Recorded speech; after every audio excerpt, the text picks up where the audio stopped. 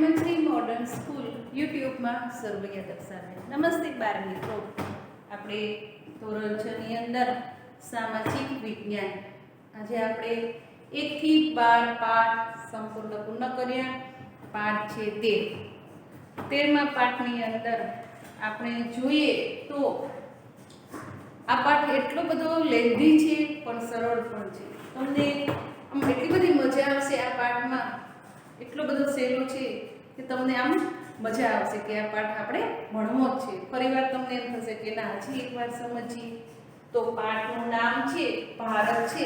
ભારતની અંદર ભૂપૃષ્ઠ એટલે કે ભારતની જમીન, આપણો ભારત દેશ છે એની જમીન કેવી છે, ભારત દેશની આબોહવા કેવી છે, ભારત દેશની વનસ્પતિ કેવી છે, અને એ ભારત દેશ આપણો છે એની વન્ય જીવો એટલે કે જંગલના જીવો વિશે. આ જીવો છે એ આ તમામ રાજ્યોની પણ અહીંયા વાત કરેલી છે. એટલે આ ભારત દેશ એટલે કે તમામ રાજ્ય, જિલ્લાઓ બધું જ સંપૂર્ણપણે આની અંદર આપણે શીખવાનું છે. તો પહેલા તો આપણે એને એક જ વસ્તુમાં આપણે શીખવાનું છે કે 12મા પાઠની અંદર આપણે જોયું હતું ને કે નકશો સમજીએ. તો નકશાની અંદર આપણે કેવું જોયું હતું? પેલા ભારતનો નકશો જોયો હતો ને, એમ ભારતના નકશા પછી આપણે દરેક રાજ્યના નકશા જોયા. તો ભારતના નકશાની અંદર તો આપણને દેશો છે એ દેશ વિશેની વાત કરી હતી ને કે કેટલા દેશો છે એનો, પછી ભારતના પૃથ્વીમાં ભારતનું સ્થાન ક્યાં છે, પછી એના ભારતના રાજ્ય કેટલા છે. તો કે રાજ્યની અંદર ગુજરાત રાજ્ય, મહારાષ્ટ્ર, રાજસ્થાન, આ બધા અલગ અલગ રાજ્ય વિશે આપણે વાત કરી હતી. તો આ બધા રાજ્ય છે તો એ બધા રાજ્યની આબોહવા, તો આ આબોહવા કૃષિ પ્રધાન, જંગલ વિસ્તાર, તો દરેક રાજ્યનું અલગ અલગ જોવા મળે છે. એક રાજ્યની અંદર એક સરખું જોવા મળતું નથી. દાખલા તરીકે ગુજરાતનો નકશો લ્યો તો ગુજરાતની અંદર ગુજરાતની જ વસ્તુની માહિતી પ્રાપ્ત થતી હોય છે. ગુજરાતની અંદર રાજસ્થાનની માહિતી આપણને પ્રાપ્ત થાય નહીં. તો કે ગુજરાતની અંદર કઈ જગ્યાએ ઇન્ડસ્ટ્રી એરિયા આવેલા છે, કઈ જગ્યાએ ખૂબ જ પ્રમાણમાં પાક થાય છે, કેવા કેવા પાક થાય છે, તો આ બધા નકશા અલગ અલગ રીતે જોયા હતા. તો એવી જ રીતે આ 13મો પાઠ છે એની અંદર આપણે ભારતની જમીન, હવા, વનસ્પતિ અને વન્યજીવો વિશે ચલો આપણે વાતો કરીએ. તો પેલા તો ભારત છે એ ભારત એક વિશાળ ભૌગોલિક સ્થાન ધરાવે છે. કેવું છે? ભૌગોલિક વિસ્તાર ધરાવતો એક દેશ છે. કેવો છે? ભૌગોલિક. આ ભૌગોલિક ભારત દેશ છે તો એક ઉપખંડ પણ છે. ભારત શું છે? તો કે મોટામાં મોટો એક ઉપખંડ પણ જોવા મળે છે. ભૌગોલિક વિવિધતા ધરાવે છે. આપણો દેશ કેવો છે? ભૌગોલિક વિવિધતા. દરેક દ્રષ્ટિએ જુઓ તો ભારતની અંદર એક સમાનતા ક્યાંય તમને જોવા મળતી નથી. દરેક વસ્તુની અંદર ભારતની અંદર વિવિધતા જોવા મળે છે. તો આપણે આગલા 5-6-7 પાઠમાં આપણે જોયું કે બધામાં અંદર એની વિવિધતા જોવા મળે છે. તો કે ભાષાની દ્રષ્ટિએ, ધાર્મિક દ્રષ્ટિએ, વેશભૂષાની દ્રષ્ટિએ, બધી જ્ઞાતિની દ્રષ્ટિએ, ધાર્મિક દ્રષ્ટિએ, ધર્મની દ્રષ્ટિએ જુઓ, સામાજિક દ્રષ્ટિએ જુઓ, પછી બોલીઓ, દરેક રાજ્યની અલગ અલગ બોલીઓ, દરેક રાજ્યના પોતપોતાના અલગ અલગ વ્યવસાય, અલગ અલગ જ્ઞાતિ, પેટા જ્ઞાતિ, દરેક જ્ઞાતિને પણ પોતપોતાનો ઊંચો હોદ્દો. અમારી જ્ઞાતિ, ઓલી જ્ઞાતિ તો કે આમ. એટલે ભારતની અંદર દરેક જગ્યાએ રીત રિવાજ, નીતિ નિયમો, આ બધું જ અલગ અલગ, બધામાં જ વિવિધતા જોવા મળે છે. ભારત દેશ એક જ છે છતાં તેની અંદર દરેક વસ્તુની અંદર, દરેક જૂથમાં, દરેક જ્ઞાતિમાં એમાં વિવિધતા જોવા મળે છે. ધર્મથી માંડીને નાના એવા ગામડાના જ્ઞાતિ સુધીના રીત રિવાજો અલગ અલગ જોવા મળે છે. હિન્દુ સમાજ લ્યો, ધર્મમાં દરેક ધર્મ, દરેક લોકો બધા હિન્દુ હોવા છતાં હિન્દુ પણ અલગ અલગ ધર્મ પાળે છે. મુસ્લિમ ધર્મ, 11 પારસી ધર્મ, 11 ખ્રિસ્તી ધર્મ, યહૂદી, જરજુસ્તો, આ બધા ધર્મ અલગ અલગ છે. તો એટલે ભારતને કેવો કહેવામાં આવ્યો છે? વિવિધતાવાળો દેશ, એક ઉપખંડ હોવા છતાં અનેક પ્રકારની ભારત દેશની અંદર વિવિધતા જોવા મળે છે. એવી જ રીતે ભારતની અંદર દરેક આબોહવા, દરેક વનસ્પતિ અને દરેક વન્ય જીવનમાં પણ તફાવત જોવા મળે છે. વૈવિધ્ય આપણને વિસ્મય પમાડે છે. ઉત્તરની અંદર હિમાલય પર્વતમાળા આવેલી છે. કઈ પર્વતમાળા આવેલી છે? હિમાલય. જો ઉત્તરની અંદર એક જ જગ્યાએ હિમાલય પર્વતમાળા આવેલી છે, તો તમને થશે કે કા ઉત્તરની અંદર આવેલી છે કે દક્ષિણ, પૂર્વ અને પશ્ચિમમાં કા નથી આવી? તો કે ના, નથી આવી. દક્ષિણની અંદર આપણો ભારત છે એ સહેજ એશિયન ભાગની અંદર આવેલો છે અને સહેજ નમેલો દેખાય છે. તો દક્ષિણની અંદર નૈઋત્યના પાછા ફરતા મોસમી પવનો છે એ ભારતને અસર કરે છે. અને આ છે એ મોસમી પવનો એ પાછા બંગાળની ખાડીની અંદર આવતા અને બંગાળની ખાડી ઉપરથી આવતા પાછા ફરતા મોસમી પવનો એ પણ અસર કરે છે. આ બાજુ જો તો પૂર્વ અને પશ્ચિમ, તો કે પૂર્વ પશ્ચિમની અંદર એ અલગ અલગ આપણને દરિયાઈ ખાડી જોવા મળે છે. તો કે બંગાળની ખાડી, ખંભાતનો અખાત, આ બાજુ જુઓ તો અરબ સાગર, આ બાજુ નીચે જુઓ તો હિન્દ મહાસાગર. તો કે ભારત છે એ ભારતની ચારેય દિશાઓ એક સરખી જોવા મળતી નથી. ચારેય દિશાઓમાં વૈવિધ્ય જોવા મળે છે અને આ વિવિધતા જોવાને કારણે દરેક જગ્યાએ દરેક રાજ્યને થોડા અંશે ઓછા વધતા અંશે અલગ અલગ બધે અસર કરે છે. આ અસર છે જમીનમાં, હવામાં અને વનસ્પતિ અને વન્ય જીવો ઉપર પણ અસર કરે છે. તો આ હિમાલય પર્વતમાળા જેને ઊંચા શિખરો 12 માસથી બરફથી છવાયેલા રહે છે અને પૂર્વમાં બંગાળનો ઉપસાગર અને પશ્ચિમમાં અરબનો ઉપસાગર અને દક્ષિણની અંદર હિન્દ મહાસાગર. આપણે કેટલા મહાસાગર છે આપણા ભારતમાં? 3.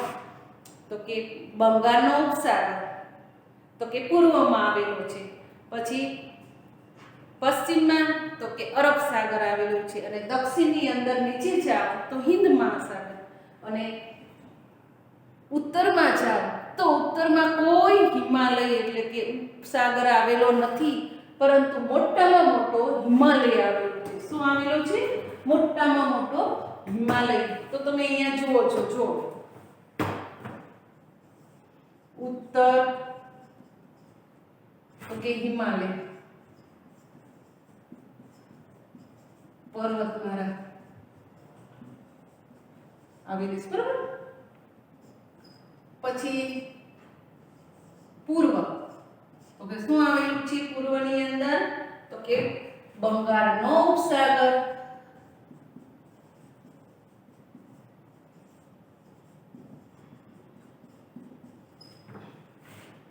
પછી પશ્ચિમ તો કે પશ્ચિમમાં શું આવેલું છે? તો કે અરબ સાગર મોટો.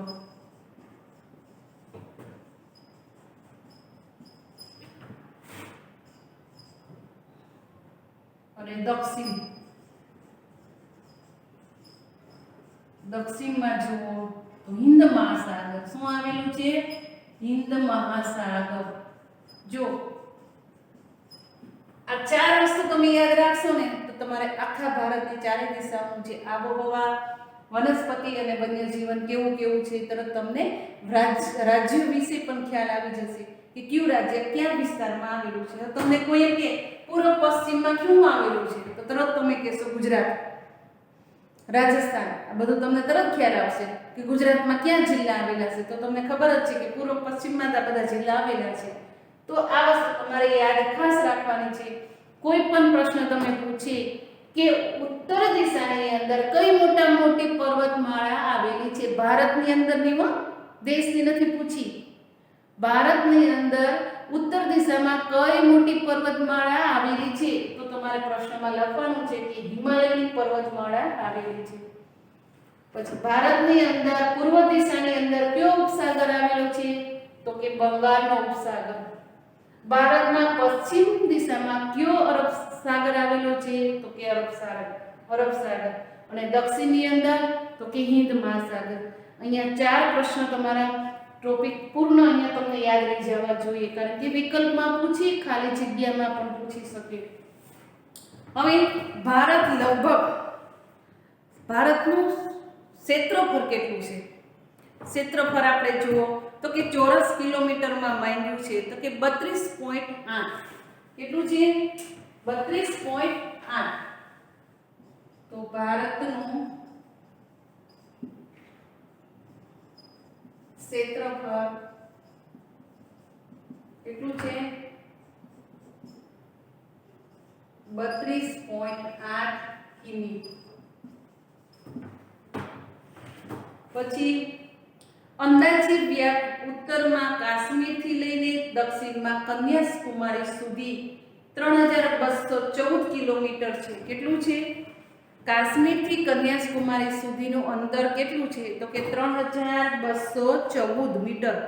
કેટલું છે? 3214 કિલોમીટર. અને પૂર્વમાં જઈએ તો અરુણાચલ પ્રદેશથી દક્ષિણમાં ગુજરાત સુધી, આપણો દક્ષિણમાં ગુજરાત સુધીનું જોઈએ તો 2933 આ કિમીમાં આપણો ભારત દેશ વિકસેલો છે.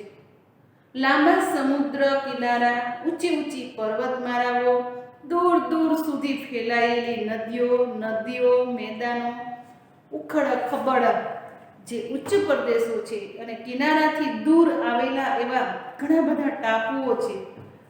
આ જેવા વિવિધ ભૂમિ સ્વરૂપો અહીં જોવા મળે છે. જો ઘણા બધા ટાપુઓ આવેલા છે આપણા ભારત દેશની અંદર. અંદોમાન નિકોબાર, શ્રીલંકામાં જે લક્ષદ્વીપ ટાપુ છે, પછી ઘણા બધા ટાપુઓ નાના છે. તો આ ટાપુઓ છે એ પણ ઘણા બધા ટાપુઓ આવેલા છે. કેટલાક જ્વાળામુખીને થયું હોવાથી એમાંથી જે ઉત્પન્ન થયેલી ટેકરીઓ છે એ પણ આપણને અહીંયા દેખાડે છે. તો આ બધું છે, આ બધું વસ્તુ શું છે? ભારત દેશની અંદર આવેલું છે. નદીઓ, મોટામાં મોટી નદીઓ અને નદીઓ બનેલા કાપના મોટા મેદાનો એ પણ અહીંયા છે. કેટલાક નાના મોટા પર્વતો, હિમાલય તો મોટો પર્વત છે, માઉન્ટ એવરેસ્ટ, આ બધા મોટા પર્વતો પણ ભારતની અંદર સામેલ થયેલા છે. આમ આ સાથે આ બધા જ સ્વરૂપોને લીધે આબોહવા, વનસ્પતિ સાથે સંસ્કૃતિ અને ભાષાની પણ વિવિધતા જોવા મળે છે અને ઉડીને આંખે વળગે છે. મેં તમને વાત કરી ને કે ધાર્મિક દ્રષ્ટિએ, સંસ્કૃતિની દ્રષ્ટિએ, સામાજિક દ્રષ્ટિએ, રાજકીય દ્રષ્ટિએ બધાની અંદર આપણે ભારત દેશમાં વિવિધતા જોવા મળે છે. એકમાં એકરૂપતા જોવા મળતી નથી. આપણા વડાપ્રધાન પણ દરેક નાગરિકને પોતાનો મૂળભૂત અધિકાર પ્રાપ્ત કરાવ્યો છે.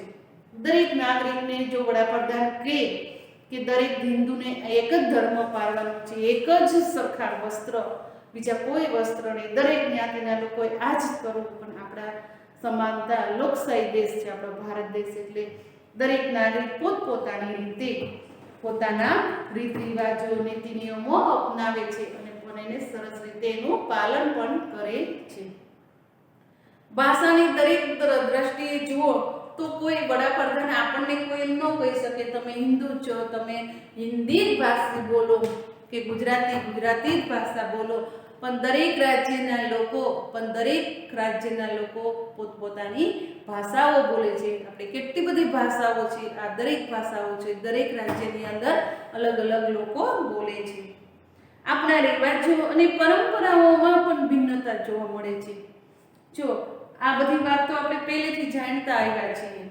દાખલા તરીકે રાજપૂત સમાજ હોય, ક્ષત્રિય દરબારી હોય અથવા કોઈ આહિર સમાજ કે રબારી સમાજ હોય, દરેક જ્ઞાતિ પોતપોતાના રિવાજો પોતપોતાની રીતે જ પોતાની જ્ઞાતિમાં અપનાવેલા અને દરેકમાં પણ ભિન્નતા જોવા મળે છે. દરબારી લોકોના જે મેરેજના રિવાજો એ અલગ છે, રજપૂતના અલગ છે, રબારીના, એમ આહિરના, એમ દરેક જ્ઞાતિના પોતપોતાના રિવાજો હોય છે. આ રિવાજોની અંદર રાષ્ટ્ર એટલે કે આપણું રાષ્ટ્ર એક હોવા છતાં આની અંદર આપણને વિવિધતા જોવા મળે છે. આથી કહેવાય છે કે વિશ્વમાં એક વિશિષ્ટ ઓળખ અપાવે છે. તો આ વિશિષ્ટ ઓળખ કોણ અપાવે છે? તો કે આપણો ભારત દેશ. કોણ અપાવે છે? ભારત દેશ. આ ભારત દેશ વિવિધતાથી સંકળાયેલો છે, વિવિધતાથી ઉપખંડ બનેલો છે. આ એક જ દેશ એવો છે કે તેની અંદર આપણે દરેક વસ્તુ જોવા મળે છે, પણ દરેક વસ્તુની અંદર આપણને વિવિધતા જોવા મળે છે. અને આ જ વિવિધતા આબોહવા, વનસ્પતિ અને વન્યજીવન અને જમીનમાં પણ જોવા મળે છે. હવે ભારતની પ્રાકૃતિક વિભાગો કેટલા છે? જો અહીંયા શું કીધું છે? પ્રાકૃતિક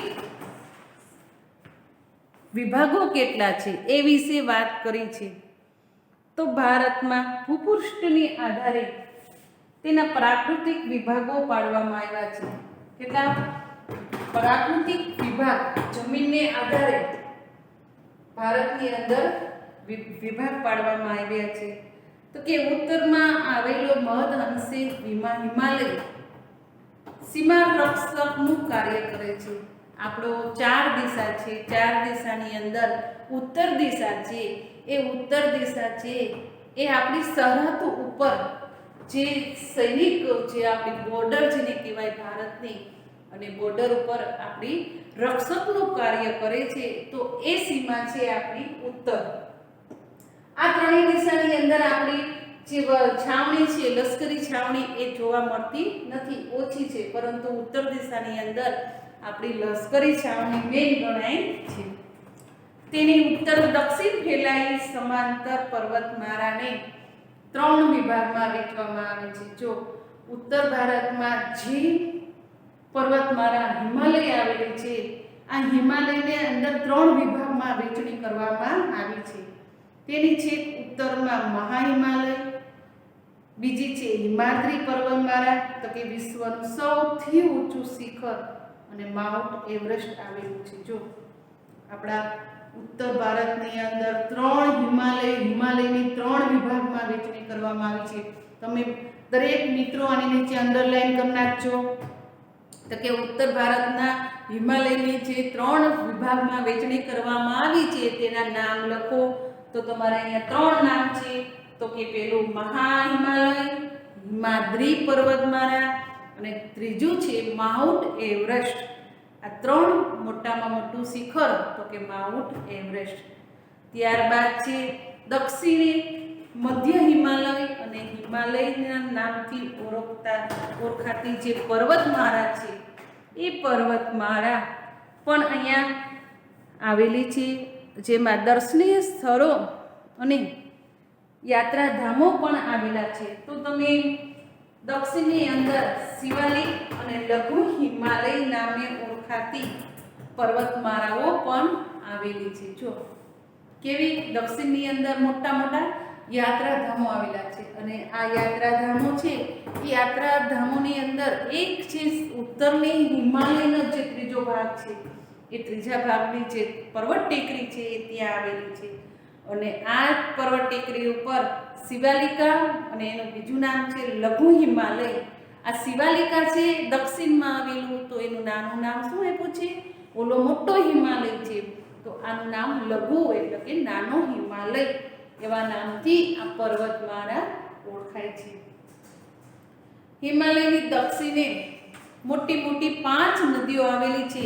5 કરતાં પણ વધારે નદીઓ ભારતમાં આવેલી છે. તો કે કઈ કઈ? તો કે ગંગા, સતલુજ, બ્રહ્મપુત્રા, યમુના વગેરે મોટી મોટી નદીઓ આવેલી છે. આ ઉપરાંત આપણા પંજાબના રાજ્યની અંદર જે 5 મોટી નદીઓ છે, સતલુજ, રાવી, ચિનાબ, રવિ અને બિયાસ, આ બધી જ નદીઓ ઉત્તર હિમાલયમાંથી જે પસાર થાય છે. તો આ બધી જ નદીઓ છે એ આપણને પુષ્કળ પ્રમાણમાં ઉપયોગી થાય છે. અને આ બધી જ નદીઓના કાંઠથી બનાવેલ વિશાળ મેદાન જે છે, આ વિશાળ મેદાનને લીધે આપણા ઉત્તર પ્રદેશની અંદર ખૂબ જ ફળદ્રુપ જમીન હોવાથી ત્યાં પુષ્કળ પ્રમાણમાં સારા એવા પાક થાય છે. અને ત્યાંની જમીન છે એ પણ એટલી બધી ફળદ્રુપ છે, તો જેથી કરીને એ જમીન આપણા ભારતની અંદર દરેક રાજ્યથી અલગ પડે છે. અને સારા સારા વગર ખર્ચાએ ઓછા ખર્ચે સારા પાક ત્યાં ઉત્પન્ન થાય છે. આ ઉપરાંત નદીઓથી બનેલા મેદાન સમતલ અને ખેતી માટે ફળદ્રુપ ઉપજાઉ જમીન ધરાવે છે. ત્યાં ખેત ઉત્પાદન થતું હોવાથી મેદાનોમાં ગીચ વસ્તી જોવા મળે છે. જો અતિશય નદીઓ મોટી મોટી આવેલી હોવાથી અને હિમાલયની મોટી મોટી પર્વતમાળાઓ આવેલી હોવાથી ત્યાંનું વાતાવરણ છે એકદમ ઠંડુ અને ભેજવાળું છે. એટલે સાવ પણ તડકો પડતો જ નથી. અને આ જ ભેજવાળા વાતાવરણને લીધે અને મોટી મોટી નદીઓ આવેલી હોવાથી ત્યાંની જે જમીનો છે એ નદીઓના કાપને લીધે ત્યાંનું જમીનની ફળદ્રુપતા છે એ ખૂબ જ જોવા મળે છે.